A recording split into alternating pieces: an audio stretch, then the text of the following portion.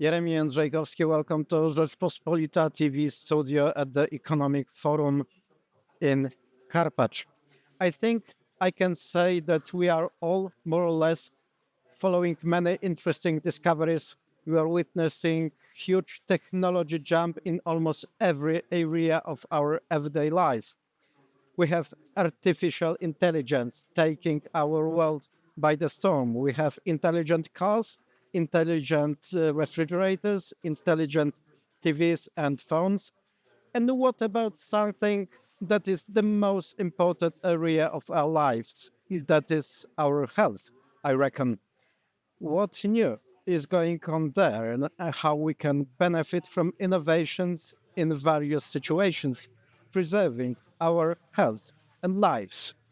I will ask about it my today's guest, Jens Jakob Gustmann, Zone Leader Central and Eastern Europe at Philips. Hello. Hello, thank you so much for having me. Thank you for coming. So here at the Economic Forum in Karpacz, Philips participated in a panel on battlefield medicine. What are the company's experiences in this area? So, Philips' goal is to improve access and quality of care for as many people as possible. In these challenging times we are in, of course, battlefield medicine is a priority also for Philips. And we have been in partnerships with ministries of defense, with military hospitals over many decades. However, it is also not that straightforward that we can take solutions from a civil hospital in a battlefield or in a military environment. So it is more complex.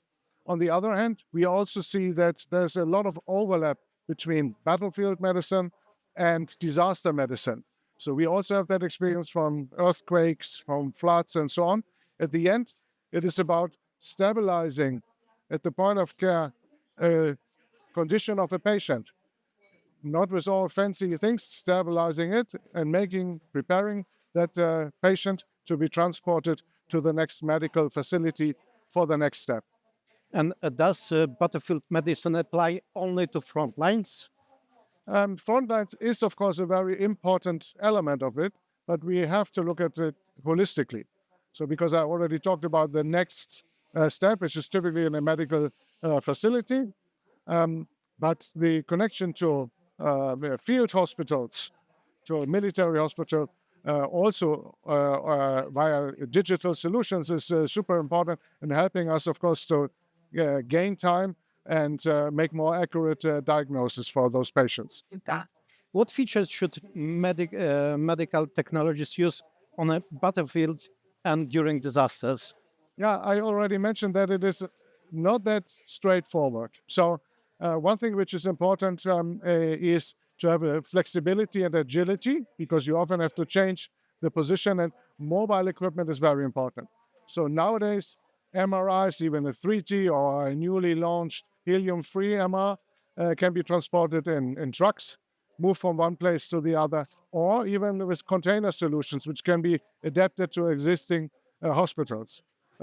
But when you go closer to the front, it is about light equipment, because you have to often carry it. It has to be easy to use. And as an example, I give the handheld ultrasound system. So you basically connect the probe of the ultrasound to a tablet or your own phone, and you can see the results of the diagnosis on your phone.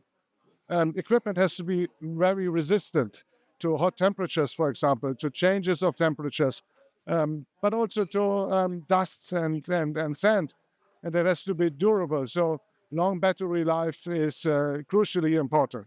And ideally, those systems where you don't have the luxury to carry too many different things, you have a multifunctional element.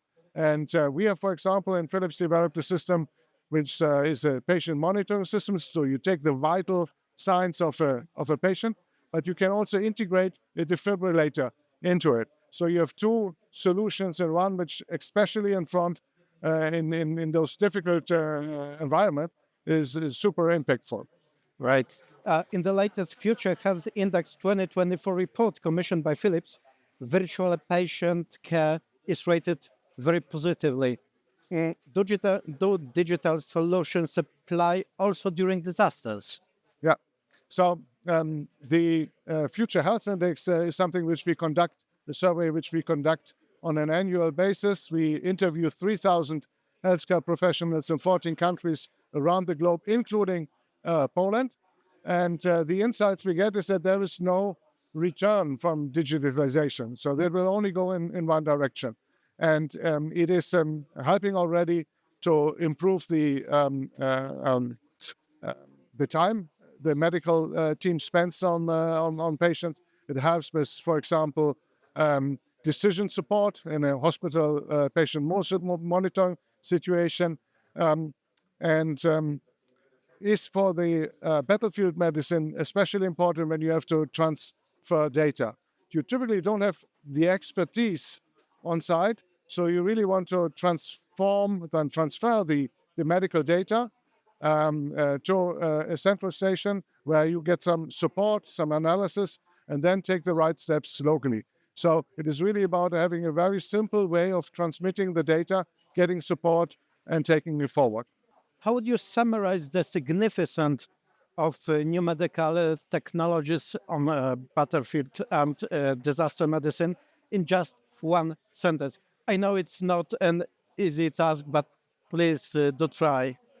It is becoming so important, also linked to the new climate conditions we see, that it should be a pillar of every state policy, of every Ministry of Defense policy to investors. And we're offering to become the partner in that process as Philips. Thank you very much. About very specific and very important sector of healthcare, I mean battlefield medicine and disaster medicine. I was talking to Jens Jakob Gustmann, zone leader Central and Eastern Europe at Philips. Thank you very much. Thank you very much.